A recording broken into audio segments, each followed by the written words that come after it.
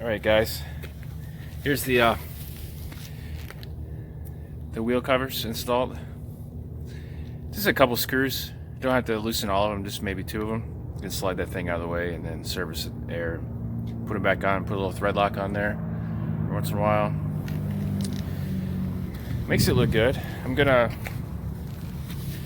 have to take the nose wheel off when I have some time and put the nose wheel hubcaps on there, and that'll clean that up quite a bit. Clean that up with some degreaser and some touch-up paint eventually. But overall, it's a good look. Guys, I just wanted to do a little shameless advertising for DJ. He makes these limited batch latches, which he has a new base that screws into the door frame. My door frame is a little bit overdue for some paint, but I'll wait till the aircraft gets painted for that. And he's got this positive locking latch like it's supposed to.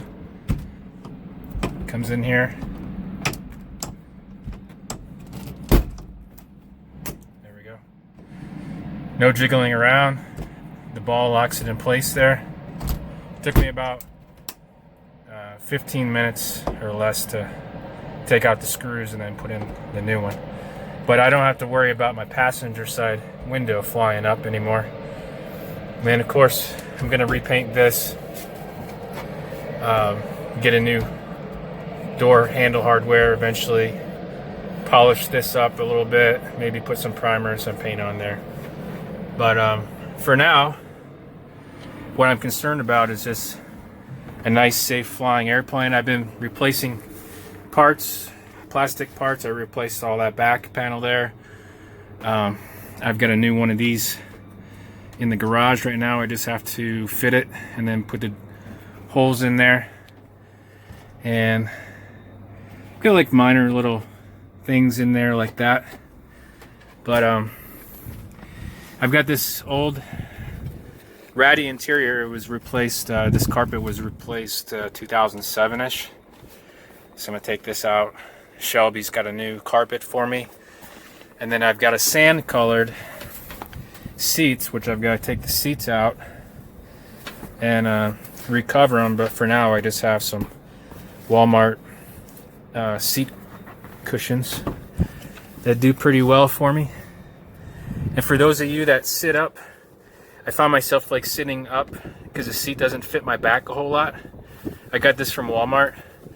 You just sit it behind you and it fills that gap, so that way you're nice and cushioned right there when you're flying.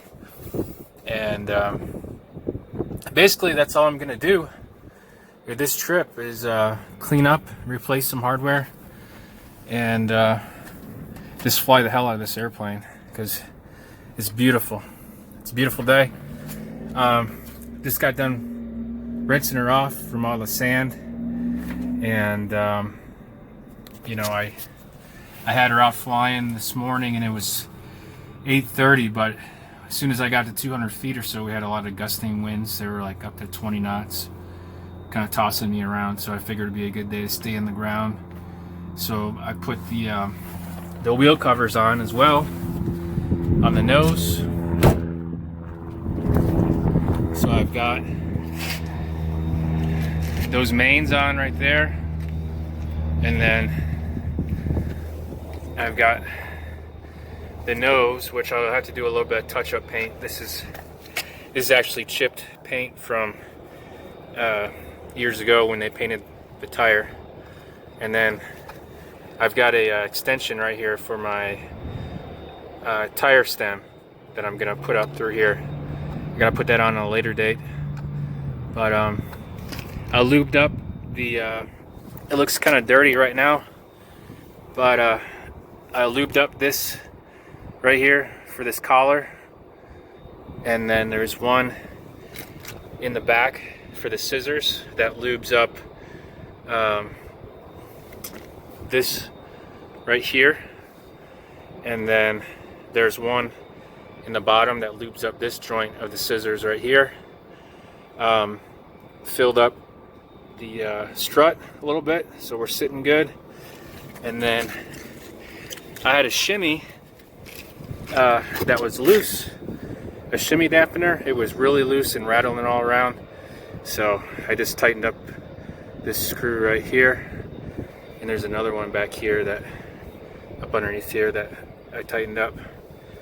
And then just keep this collar lubed. There was some hydraulic oil. Wipe this down occasionally so you're make sure it's aircraft hydraulic oil, and so that way it keeps the strut lubricated, the rubber O-rings in there, and also keeps this from corroding. So those are all some good maintenance tips from me. I got a relatively clean belly.